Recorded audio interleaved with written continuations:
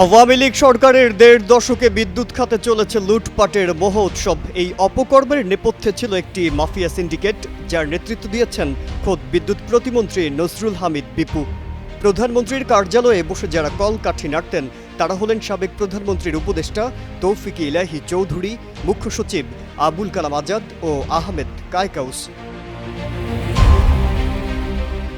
দেশের একটি শীর্ষ গণমাধ্যমে প্রকাশিত প্রতিবেদন থেকে জানা যায়, বিদ্যুৎ প্রকল্প হাতে নেওয়া থেকে শুরু করে অনুমোদন পর্যন্ত কমপক্ষে ২০টি ধাপে ওই সিন্ডিকেটকে টাকা দিতে হতো। এছাড়া পিডিবি চেয়ারম্যান কিংবা মন্ত্রী স্বাক্ষর করলে সেই স্বাক্ষরের পাশে সিল দেওয়ার জন্য ঘুষ তো আছেই।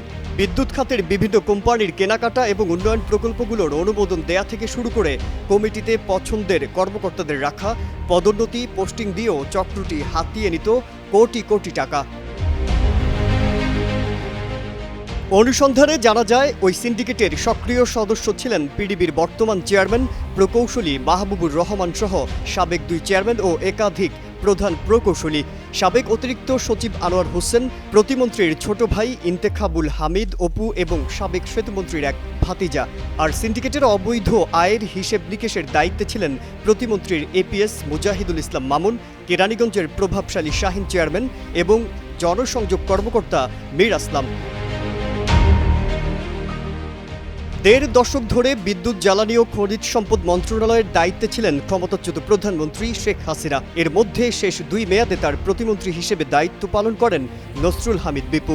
সংশ্লিষ্টরা জানান, যোগ্যতা বিবেচনা না করেই তিনি নিজের পছন্দের লোকজনকে বিদ্যুৎ খাতের গুরুত্বপূর্ণ বিভিন্ন প্রতিষ্ঠানে শীর্ষ পদে নিয়োগ দিয়েছেন। সব মিলিয়ে আলোচিত এই সিন্ডিকেটের মাধ্যমে ১০০টির বেশি কোম্পানির পকেটে ঢুকেছে কয়েক হাজার কোটি টাকা। অনুসন্ধানে আরও জানা যায়, নসরুল হামিদের ছোট ভাই ইন্তেখাবুল হামিদ অপু এবং সেতুমন্ত্রীর এক ভাতিজা মিলে অন্তত ৪টি কোম্পানির মাধ্যমে ৫ বছরে পকেটে ঢুকিয়েছেন ৮,০০০ কোটি টাকার কাজ। ছাত্র জনতার অভ্যুত্থানে অন্তর্বর্তীকালীন সরকার গঠনের পর সব খাতে ব্যাপক ওলটপালট হলেও বিদ্যুৎ সেক্টর থেকে এই ভূত এখনও দূর করা সম্ভব হয়নি।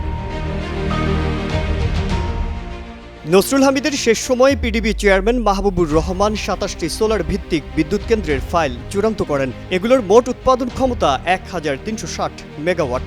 অভিযোগ আছে, এই ২৭টি বিদ্যুৎ কেন্দ্রের মালিকদের মধ্যে অধিকাংশই সাবেক আওয়ামী লীগ সরকারের মন্ত্রী, এমপি। তাদের মধ্যে নসরুল হামিদ বিপুর ছোট ভাই ইন্তেখাবুল হামিদ অপুর ২টি বিদ্যুৎ কেন্দ্র রয়েছে। মাজহারুল আলম, কালের কণ্ঠ।